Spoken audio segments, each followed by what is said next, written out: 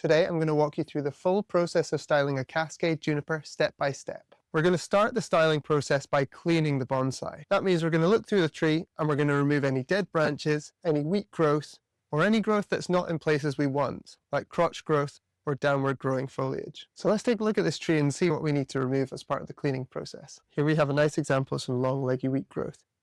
We have really long pieces with no branching coming off them. This is something we want to remove. Here we have a dead tip, so I'll prune that back. We have some brown foliage, just died. We can just pick that off with our fingers. You can also see here we've got a brown dead tip on the end of this branch, which is not going to grow any new buds. So I'll prune that off as well. Now, why do we want to start with cleaning? Well, there's two main reasons.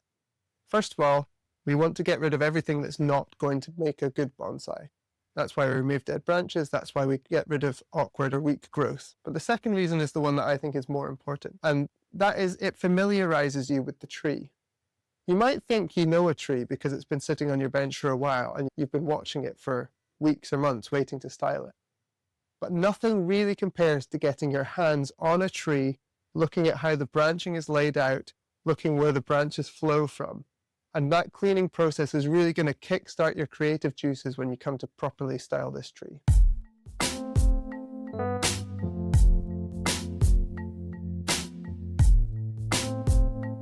So step 2 in our styling process is all going to be about structural design. That's all about making decisions on the tree's shape and how the design is going to flow. And we also want to consider the tree's health when we're making these structural decisions, because the design decisions that we make now need to help the tree to grow and develop over not just the next couple of years, but the next couple of decades. And even though this tree has already gone through a first styling, and you can see some of the structural decisions have been made to drop this cascading branch and keep this crown on top in the traditional cascade style, I still want to consider that this cascade branch is critical to the design of the bonsai. And I found something really interesting when I was cleaning out this tree here.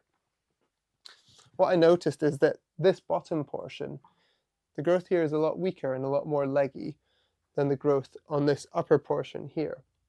And I need to shift it out to give more light to this branch and improve the longevity of the foliage here. Now I'm going to apply some strong copper wire to manipulate these branches, trying to pull the apex back closer to the trunk and move this cascading branch forward, more to the front of the tree to expose it to more light.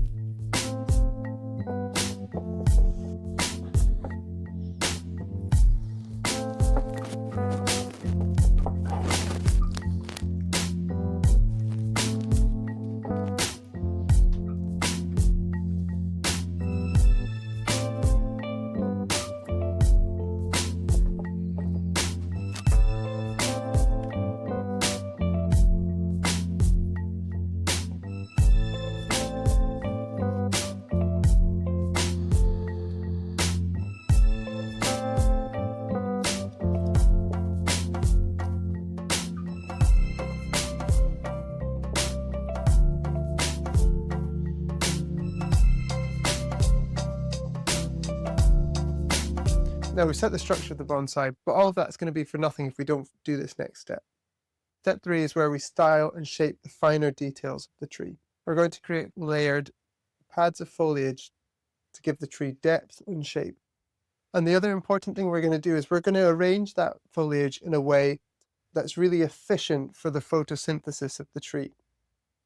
When we lay out our foliage, we want to do it in a way where we don't have branches crossing over and shadowing each other.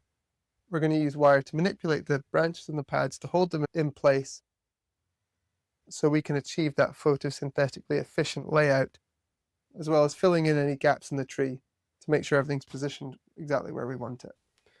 Starting at the tip of this here, what I'm going to do is add a bit more wire to the thicker branch to accentuate this curve and move this further round so it's not pointing in the eye of the viewer. By starting our wire alongside this thicker wire, I can use that as our anchor point to give the wire something to hold on to as we bend it around the tree.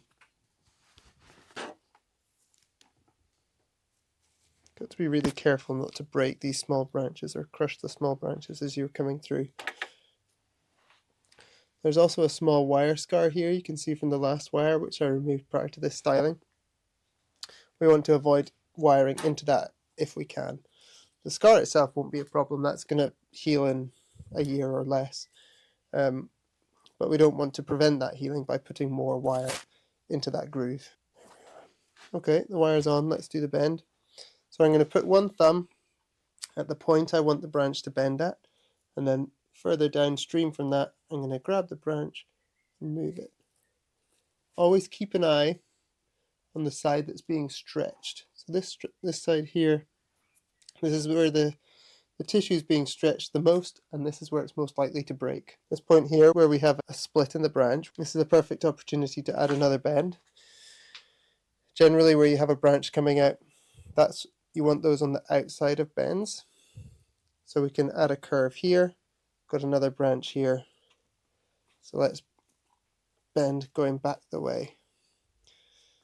And that way we can split this into two different pads. And this division can add greater depth. We could combine them, we can split them, but it gives us options. So focusing in detail on this lower branch, there isn't actually that much I want to do to this at this point in time. You can see it's got a nice pad forming here. It's a bit wider than I would like, but at the same time, I want this tree to grow stronger and grow a bit more density before I start cutting that back. So I'm going to leave these a bit longer than I ordinarily would. I'll maybe just prune them back ever so slightly at the tips. What that does is it removes a hormone called auxin, and auxin is one of the tree's mechanisms for growing long and tall. Auxin acts by preventing growth of buds further back. So by trimming off the auxin, that encourages the growth of buds further back on the branch, which is going to mean a more bushy type of growth instead of it growing long and tall as a tree normally would. So this is how we create denser foliage in a bonsai and help to create that scale that makes it look like a big tree in miniature.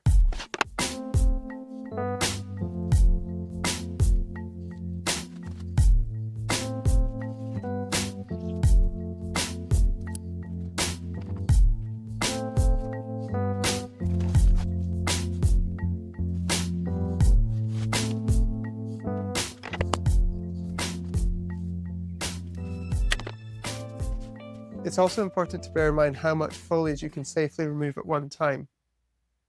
It doesn't necessarily apply to this tree so much, which has already had its first working, but if you're doing the first styling of a big bush that you want to turn into a bonsai, you want to be careful not to remove more than half of the foliage.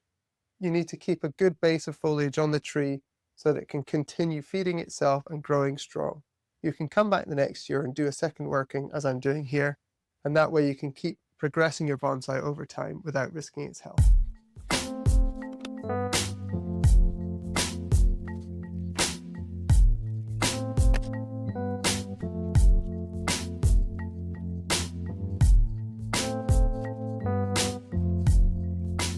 I think it's important to set expectations here because styling is a gradual process.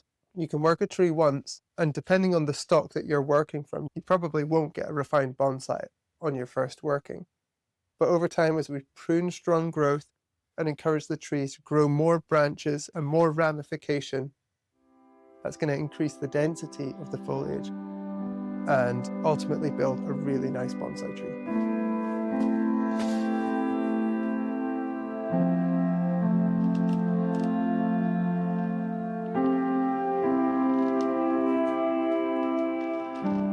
So there we have it, a step-by-step approach to styling a Cascade Juniper.